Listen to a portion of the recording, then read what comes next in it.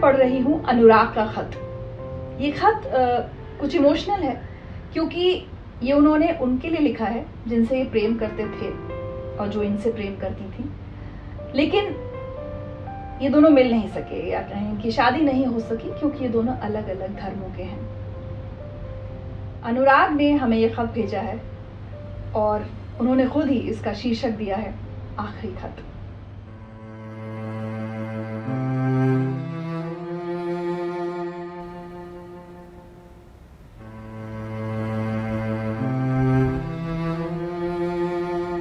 कई साल हुए तुम्हें देखा तक नहीं है, अब तो तुम नकाब भी लगाने लगी होगी। जब आखिरी बार हमारी बात हुई थी तब हम दोनों को नहीं पता था ये आखिरी है, वरना टूटते रिश्ते को थोड़ा और जी लेते हम, कम से कम रो लेते हम। अब सोच रहा हूं क्यों ना ये मलाल खत्म कर दूं, क्यों ना तुम्हें एक और खत लिख दूं, आखिरी खत।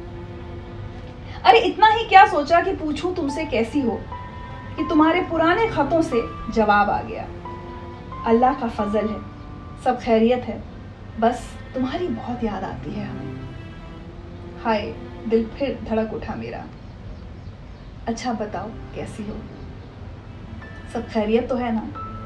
उम्मीद करता हूं अल्लाह का फजल अब भी तुम पर बरस रहा होगा।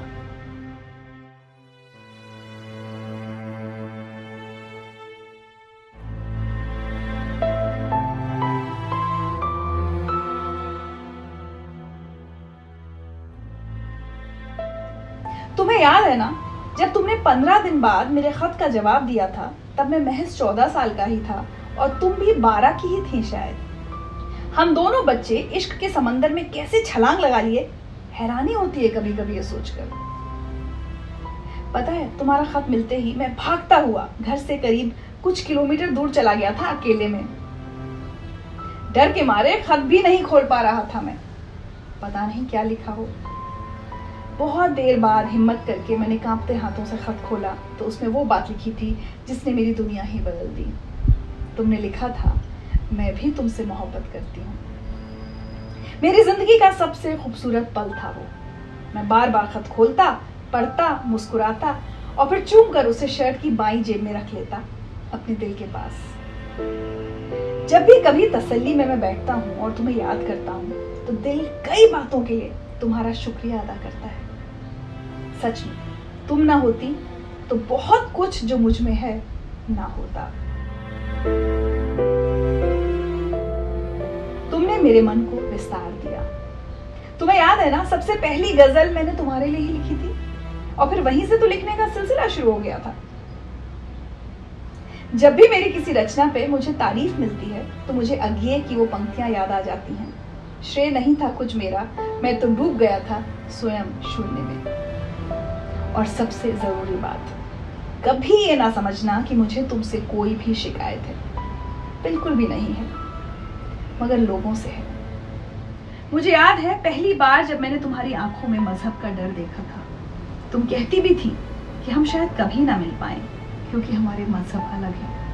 और तब मैं तुमसे कहता था ऐसा कुछ नहीं होगा, लोग समझेंगे, मगर नहीं समझे लोग। और दुर्भाग्य है तुम्हारा डर जीत गया और हार गई मेरी उम्मीद। अगले जन्म का वादा है, जरूर मिलूंगा। तुम भी अपने खुदा से कहना अगले जन्म में वो हमें मजहब में ना बांटे, क्योंकि अब मुझे भी डर लगने लगा है।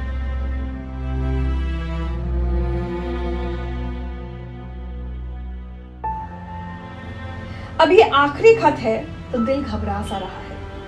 अब ये आखिरी है तो जैसे लग रहा है ये अपनी आखिरी मुलाकात हो।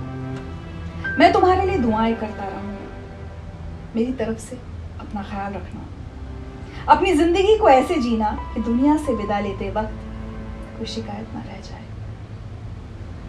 इतनी भी नहीं कि हम तो मिल ना सके। अनुराग के इस खत में बहुत दर्द है और ये दर्द बहुत से ऐसे दिलों में आजीवन रहता है जो अपने उस प्यार से मिल नहीं पाते जिससे उनकी जाति या धर्म अलग हो या समाज की कोई भी बंदिश उन्हें मिलने की इजाजत ना दे। अनुराग, उम्मीद करेंगे कि आप जिनसे आप प्रेम करते हैं वो और आप जैसे सभी लोगों को ये दर्द सहने की शक्ति मिले।